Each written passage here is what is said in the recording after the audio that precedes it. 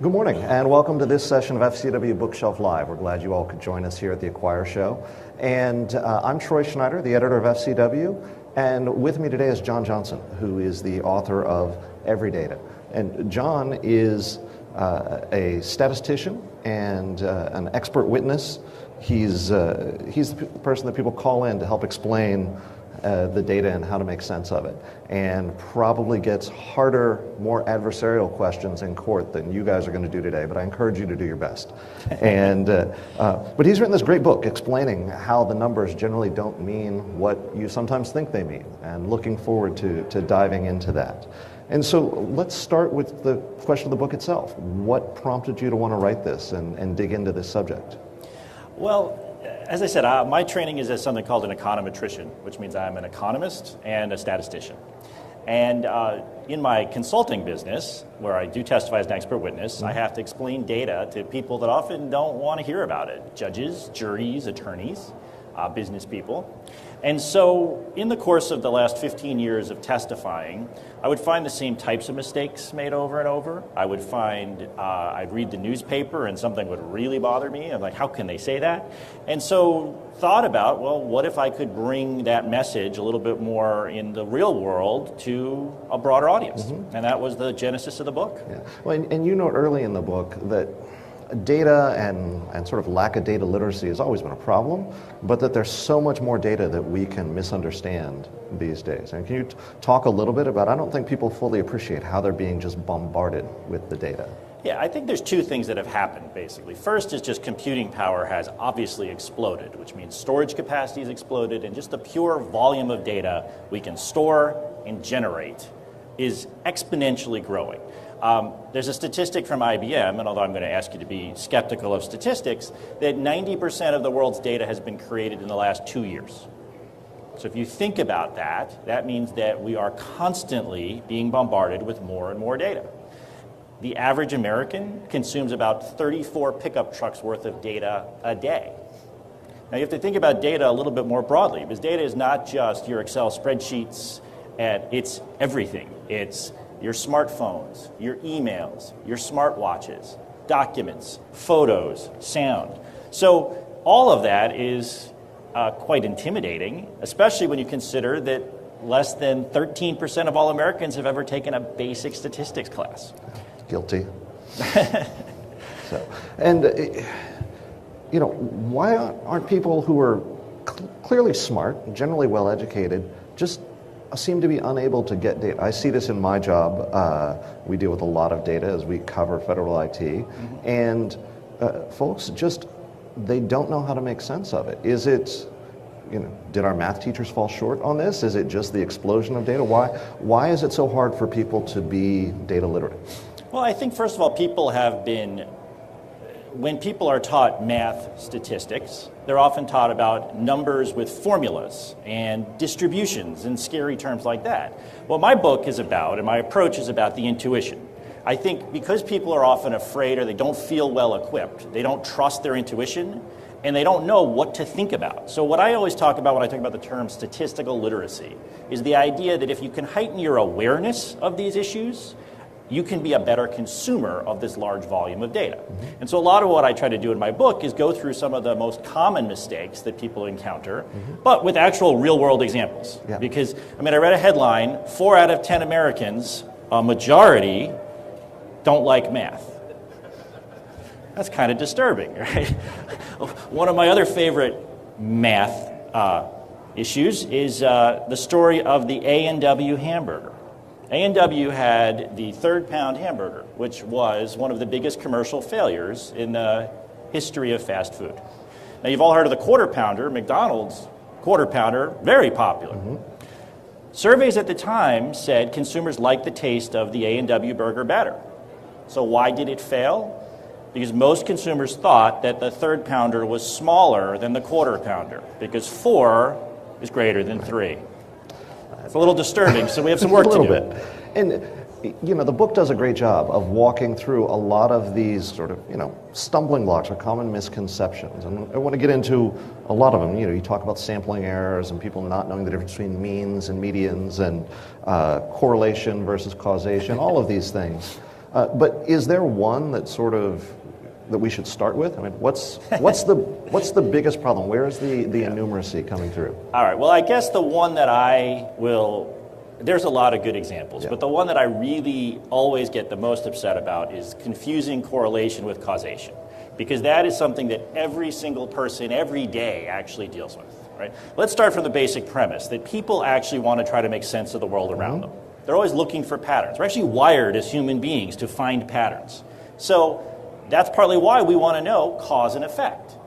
But if I told you that the murder rate in the US is highly statistically related to ice cream sales, does that mean the way we can lower murder rates is by stopping selling ice cream?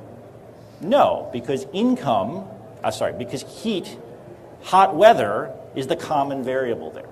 When you read the newspaper, you will see stories and headlines that confuse correlation and causation all the time. Now, correlation just means I can run two numbers and find a statistical relationship, but that doesn't mean it's what I care about. So, for example, I have a list of ways you can make your kids smarter. And if you want to make your kids smarter, don't worry about sending them to college. What you actually need to do is you need to have them learn how to juggle. You need to have them stay up later at night. They should drink more alcohol. They should wear glasses. They should buy iPhones. Every one of those I read in the newspaper was something that claimed made you smarter. Now, the iPhone study was actually said that the percentage of bachelor's degrees in a state is highly related to the percentage of iPhone purchases. That doesn't mean using my iPhone makes me smarter. In fact, it's highly related to income, right? You'll read headlines all the time. Living near a Starbucks will raise your home's value. I live near a Starbucks. I wrote half my book in a Starbucks. I like Starbucks. And so does that mean my house is going to be worth more? But what if it were the case that Starbucks strategically places their stores in the wealthier neighborhoods? So they're going to charge $5 for a latte. You probably want to be in a neighborhood where people are going to do that. So the point is, nothing I described to you, there isn't a single example I just gave you that is beyond anybody in this audience's ability to understand what's wrong with those. But you have to be aware. You have to stop and pause and think. And there's both the unintentional misunderstandings, but there's also the sort of deliberate putting out of these correlations and sort of, winking and suggesting that it's causation without saying. And you talk a lot about needing to be aware of the source of the data and the motivation behind the data. How do you do that? Well, so one of I think the best examples of that is, first of all, a level of awareness of what someone's position is and what their preconceived biases are will help a lot. If I'm going to look at an advertisement, somebody's probably trying to sell me something. So we have an example in the book about Gerber baby food. And the Gerber baby food example is from the 1990s. And basically, the FTC, which is the Federal Trade Commission, investigated Gerber for certain claims in their ads that said 4 out of 5 pediatricians recommend Gerber baby food. So you would think if that's the case, only 1 out of 5 didn't recommend Gerber baby food. So what if I told you, in fact, 88% of the people in the survey, the pediatricians, didn't recommend Gerber baby food? How is that possible? Well, when they did their survey, they surveyed about 550 pediatricians, and what they started with was, how many pediatricians recommend you serve baby food to your baby at least once a week? And some said about 100 didn't recommend them, so they took them out of the sample. Then they said, okay, of the 400 or so that are left, how many recommend a specific brand of baby food each week? And that lost another 350 or so. So now, of the subset of pediatricians who recommend you give baby food to your baby once a week and recommend a specific brand of baby food, yes, 4 out of 5 of those pediatricians recommend Gerber baby food. Now, the FTC and Gerber came to a consent decree where Gerber agreed to sort of stipulate to what the source of their numbers were. But the point is, you see a number, 4 out of 5, 9 out of 10.